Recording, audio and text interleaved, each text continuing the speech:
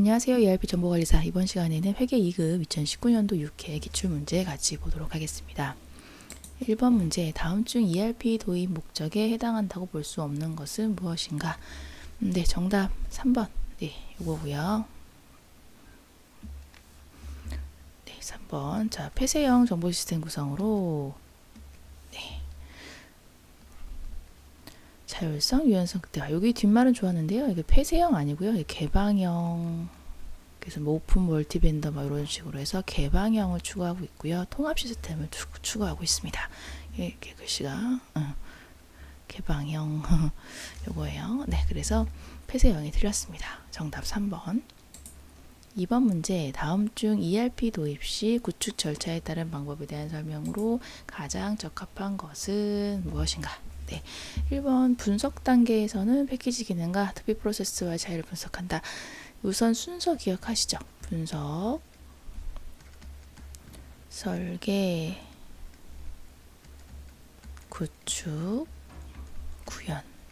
이렇게 순서는 이렇게 되어 있고, 자, 분석 단계에서는 패키지 기능, 투비 프로세스 차이를 분석하는 부분이 아니고요. 분석 단계에서 as is, 즉 현재 상태를 파악한다라는 부분, 그리고 뭐 소프트웨어라든가 하드웨어 설치하는 부분, 뭐 이런 것들이 분석 단계에 해당되었습니다. 그리고 설계 단계에서는요, 이제 투비 프로세스 차이, 그래서 현재 상황을 파악하고요, 어떻게 될 건지 미래의 내용을 도출하는 투비 프로세스를 여기서 하고 나서 그 차이를 분석하는 그 갭 분석을 설계 단계에서 합니다. 그래서 1번 예 아니고요. 그렇죠? 예, 설계 단계 이지 파악하는 거 아니고요. 네, 그리고 설계 단계에서 또 커스터마이징. 이게 설계 단계일 거예요. 커스터마이징. 그래서 구축 단계에서 패키지 설치하고 커스터마이징 진행한다. 두 개 다 틀렸죠. 네, 구현 단계에서는 시험 가동 및 시스템 평가 진행한다. 예, 여기 4번이 맞습니다. 그래서 구현 단계 여기 오케이. 예, 구축 단계에서는 이제 모두 완성 단계라고 보시면 돼요. 그래서 뭐 수정이나 보안 기능 확정하고 이런 단계가 구축 단계에 해당이 된다라고 해서 이렇게 네 가지 단계에 대한 내용과 여러분들이 어떠한 것들이 있는지를 여러분들이 하나하나씩 다 한두 가지 정도는 이렇게 좀 내용을 챙겨가시는 게 중요합니다. 3번 문제, 다음 중 ERP의 발전 과정으로 가장 적절한 것은인데요. 네, 요거 MRP1, MRP2, ERP, 확장형 ERP에서 여기 4번으로 골라주시면 되는 문제. 그리고 4번 문제, ERP에 대한 설명으로 적절하지 않은 것은, 자, 요거는 좀 오래간만에 나왔는데요. 자, 의사결정 방식은 바텀업 방식이다. 3번이 틀렸는데, 요거는 옛날에 그 MIS라고 해서 경영정보 시스템에 들어가 있는 내용이 됩니다. 그래서 ERP 같은 경우는 이제 통합적인 부분이 강화된 거기 때문에 이제 탑다운 방식이라고 해서 크게 큰 그림 하나 잡아놓고 아래로 내리는 방식, 탑다운이라고 생각하시면 돼요. 그 예전 방식은 이제 버텀업 방식이라고 해서 아래에서 위로 가는 방식. 그래서 뭐 예를 들면 뭐 팀 뭐 어떤 팀이나 사업부가 있으면 사업부에서 이제 내용을 이제 완성을 시키고 통합시키는, 그러니까 위로 보내는 방식이라고 보시면 되죠. 그래서 이제 통합이 된 거에서 아래로 보내는 방식이 ERP다. 이렇게 해서 버텀업 방식은 MIS다. ERP는 탑다운 방식이다. 이렇게 해서 오래간만에 나온 문제인데 이때 알아두시면 되는 문제니까 이렇게 4번은 정답 3번으로 가시면 됩니다. 5번, 다음 중 재무회계에 관한 설명으로 가장 적절하지 않은 것은 인데요. 자, 1번 기업의 외부 정보 이용자에게 유용한 정보 제공하는 것을 주된 목적으로 한다. 이게 재무회계의 목적. 맞는 얘기. 2번, 일정 시점의 경영 성과를 나타내는 보고서는 손익계산서. 아, 여기 틀렸네요. 일정 시점이 아니라 일정 기간입니다. 기간. 그래서 손익계산서는 뭐 1년간에 있던 수익과 비용을 가지고 이익을 어떻게 냈는지 이런 것들에 대한 부분이 나오는 게 손익계산서죠. 그래서 일정 기간이에요.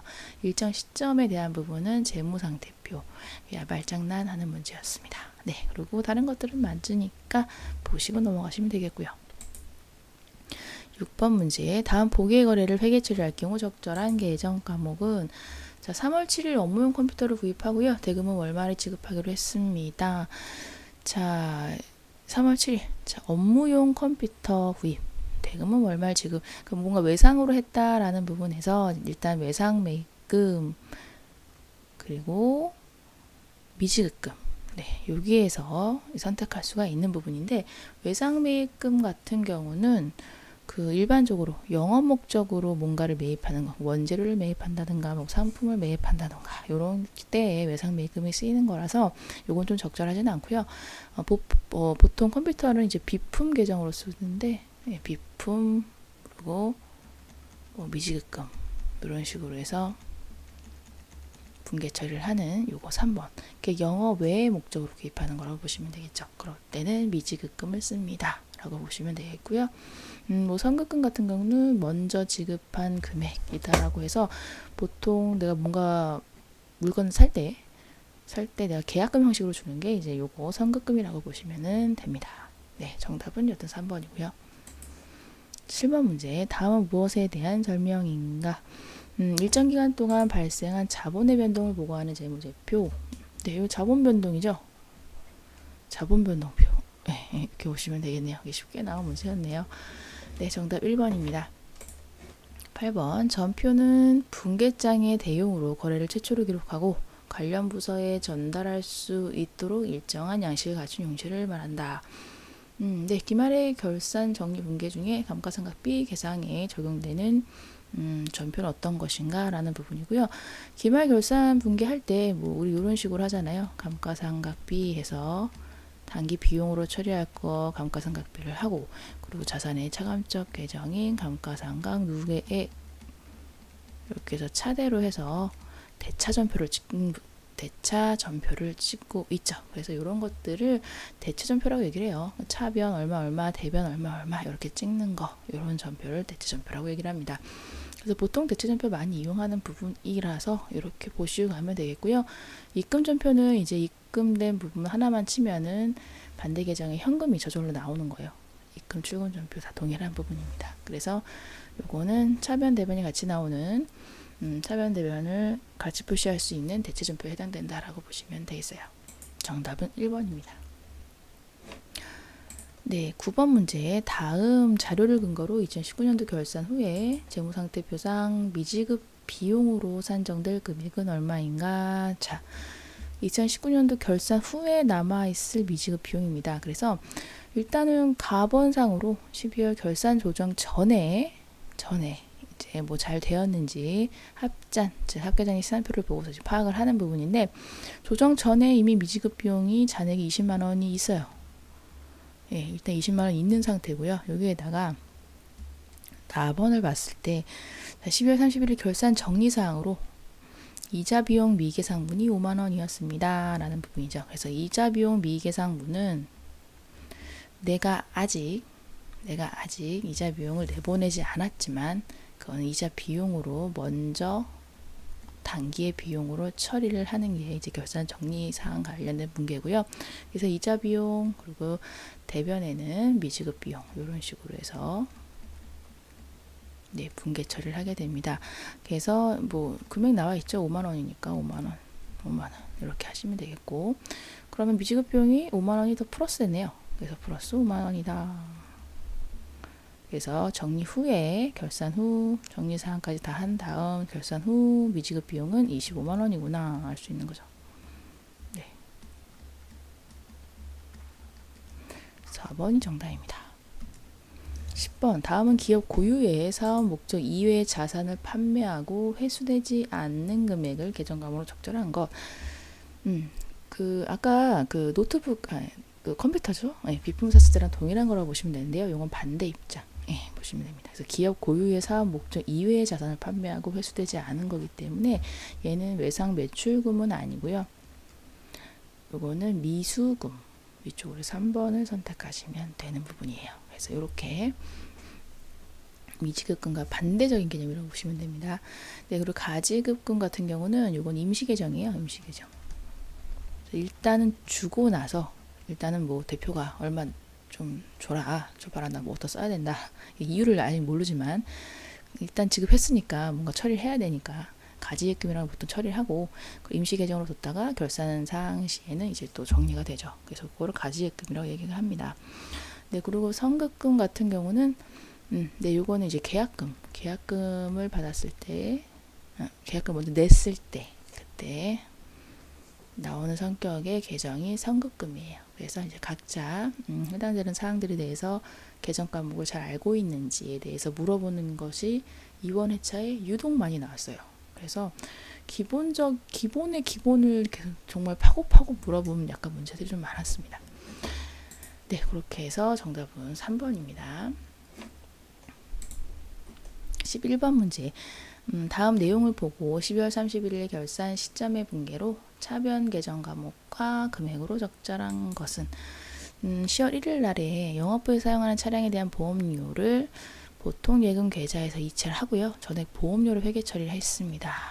자, 그러면 10월 1일 날엔 일단 보험료 전부 다 비용 처리했대요. 그 보험료 200만 원. 좀 이상하네요. 마음에 안 들어. 네, 200만 원이고요. 네, 그리고 보통 예금으로 했으니까 이제 보통 예금 이렇게 해서 200만 원 뭐 이런 분계가 있었을 겁니다. 네, 그리고 결산 시점에 왔더니 보험료 미경과분 150만 원을 계상했다라고 합니다. 그러면 이렇게 계정 처리가 되는 부분이죠. 자, 보험료 중에서 미경과분 같은 경우는 비용 처리한 거에서 빼줘야죠. 그래서 보험료 빼주고요. 그 요거는 내가 먼저 낸 비용이구나 라는 거기 때문에 선급 비용으로 해서 결산 분계, 결산 수정 분계를 해주는 거죠. 요거. 네, 그러면 차변 계정 과목에 대해 묻는 거니까 선급 비용 150만 원 이렇게 하시면 되는 부분입니다. 정답은 3번이네요. 12번 문제. 다음 보기의 내용을 회계 처리할 경우 가장 적절한 계정 과목은 이것도 기본의 기본을 묻는 그런 문제입니다. 네, 거래처에 상품을 주문하고요. 상품 대금의 일부를 계약금으로 미리 지급하는 거. 예, 이거 앞서 말씀드렸던 것 중에 하나 선급금 요거죠. 예수금 같은 경우는 이제 세금 같은 거를 먼저 받았을 경우에 뭐 부가세 예수금이라든가 아니면 뭐 건강보험료나 소득세 이런 것들 다 예수금을 했다가 이제 내는 시점에 뭐 세무서나 이런 내는 시점에 내는 거 미리 예수한 원천 유수한 걸 예수금이라고 얘기하는 부분이고요. 선수금은 선급금하고 반대되는 거라고 보시면 돼요. 그래서 이건 계약금을 미리 받은 거가 선수금이라고 보시면 되겠고요. 선수 수익은 이자 수익 같은 거를 먼저 받은 것이라고 생각하시면 됩니다. 그래서 계정 과목에 대해서 여러분들이 내용을 조금 정확히 알고 푸셔야 되는 그런 필요성들이 좀 생겼어요. 네, 그래서 설명을 좀 하나하나씩 드리고 가는 부분들이 있으니까 잘 들어주시고요. 네. 13번 문제. 다음 자료에서 당좌 자산은 얼마인가? 네, 당좌 자산. 이것도 기본에 대한 문제죠. 네, 당좌 자산은 일단 유동 자산 안에서요. 유동 자산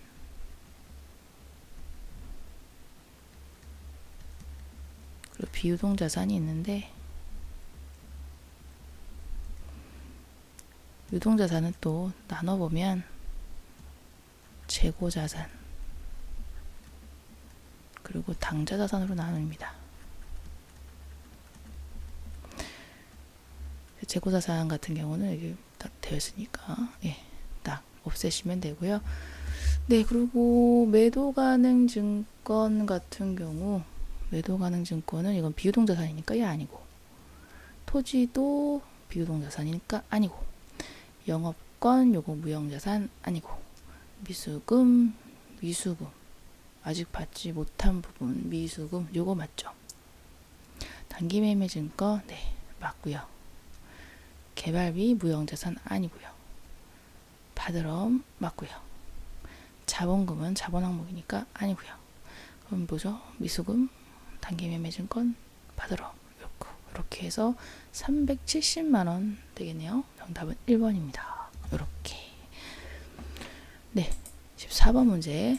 다음은 단기간 매매 차익을 목적으로 보유하고 있는 단기매매 증권에 대한 내용입니다. 단기매매 증권 평가 손익 계산하면 얼마인가? 자, 2017년에 일단 샀습니다. 자, 매매 차익을 목적으로 A 주식을 액면 5,000원에 샀고요. 만주를 1,000원에 샀죠. 만주를 1,000원에 샀습니다. 엄청 싸게 샀네요. 액면 5,000원짜리를. 네, 여튼 그렇고요. 네, 2018년도 말에 왔더니 보유 주식의 공정 가치가 950원입니다. 자, 그리고 10월 31일 날 현재 보유 중인 A 주식 공정 가치 11,100원으로 평가를 했습니다. 그러고 나서 평가 손익에 대해서 뭐라고 하네요. 예, 단기예매증권 같은 경우는 매 결산 시마다 평가 부분에 대해서 이제 단기 손익으로 인식을 하는 부분이죠. 네, 일단은 지금 50원만큼 마이너스 됐고 이 시점에선 마이너스 50원 네, 이렇게 된 거죠. 그리고 이 시점에서는 950원 내려갔다가 지금 플러스 150원 이렇게 된 거죠. 네, 이렇게 된 거라고 보시면 되겠고요. 그렇기 때문에 2019년도 12월 31일자 현재의 평가손익은요. 얘만 고려하시면 되죠. 그렇기 때문에 150원 곱하기 만주니까 150만원 이렇게 되겠네요. 그래서 여기 3번으로 하시면 됩니다. 그래서 어차피 매 기말마다 평가를 손익을 계산하기 때문에 기존에 있던 거 일단 뭐 이미 끝났고요. 이제 2019년도에 해당되는 것만 전기와 단기 것만 비교하셔가지고 이 부분만 평가손익으로 인식하시면 돼요.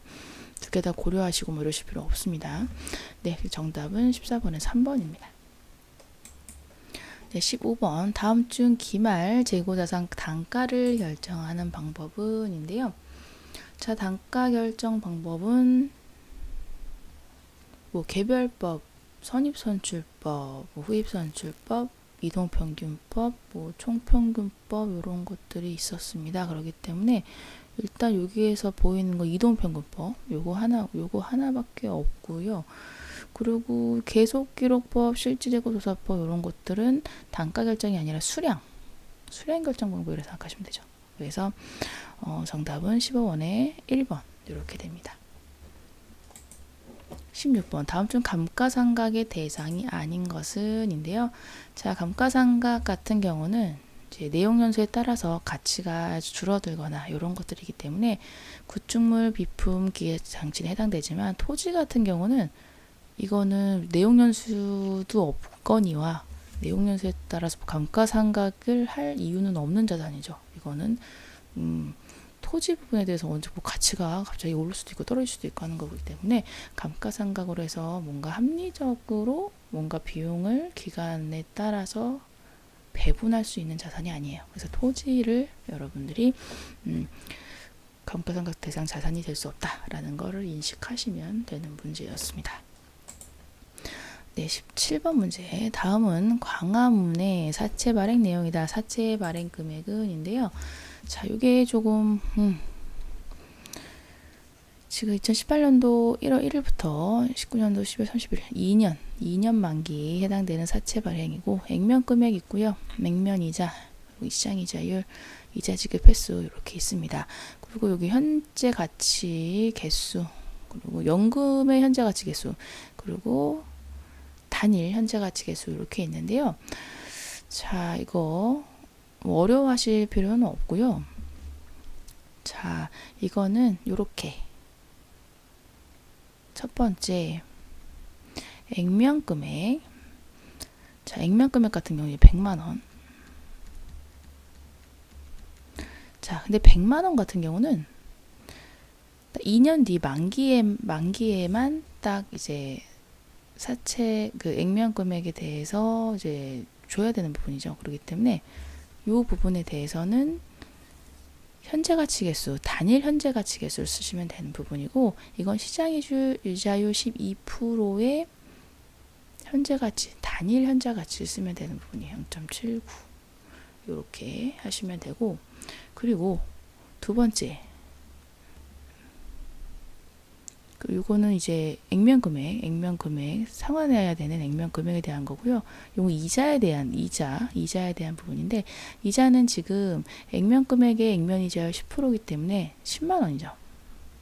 10만 원인데 이제 이거는 매년 지급이 됩니다 라고 해서 현재가치 계수 중에서도 연금의 현재가치 계수를 쓴다 라고 보시면 되는 거고요.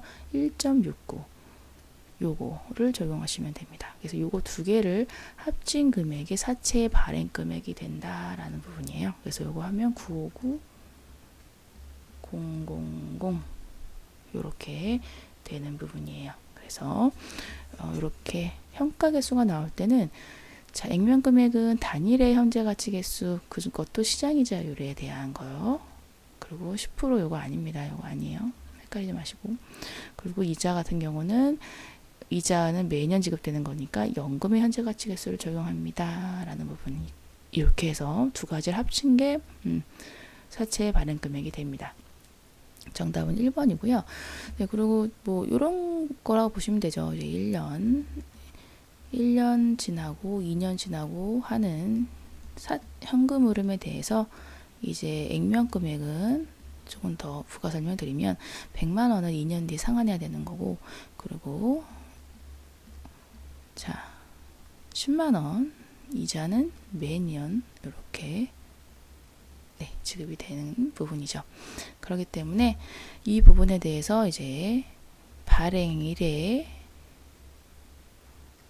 현재 가치로 쭉 당기는 게 유효이자율법, 즉 시장이자율법을 적용한 현재 가치 한 그것이 이제 사채 발행가액이 되는 요거죠. 요 개념으로 봤을 때 현가 개수는 시장이자율을 적용을 하는구나 라는 것과 현재 가치 개수는 이자는 연금 현가 개수, 그리고 액면 금액은 액면의 현가 개수, 그 단일 현가 개수라고 얘기를 하거든요. 그래서 그 현가 개수를 쓰고 있구나라고 해서 쭉 앞으로 당긴 게 사채 발행가액이었지라고 해서 여러분들이 맞추시면 됩니다.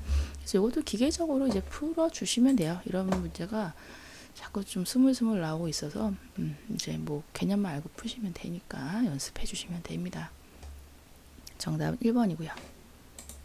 18번 문제, 다음 중 자본 조정 항목으로 분류할 수 있는 계정 과목은인데요. 이것도 기본적으로 자본에 대한 것 중에 이제 계정 과목 물어보는 거죠. 자, 감자차 이익은 자본잉여금 아니고, 이익준비금 이익잉여금 아니고, 주식발행 추가금은 자본잉여금이니까 아니고, 자기주식 처분 손실 이게 자본 조정 항목이죠.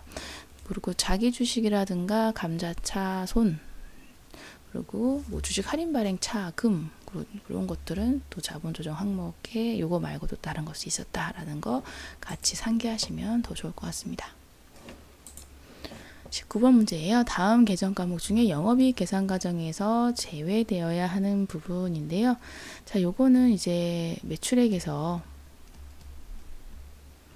매출 원가를 뺀 게 이제 매출 총이익 요거였고요. 여기에서 이제 판매비와 관리비 뺀 게 영업이익이었습니다.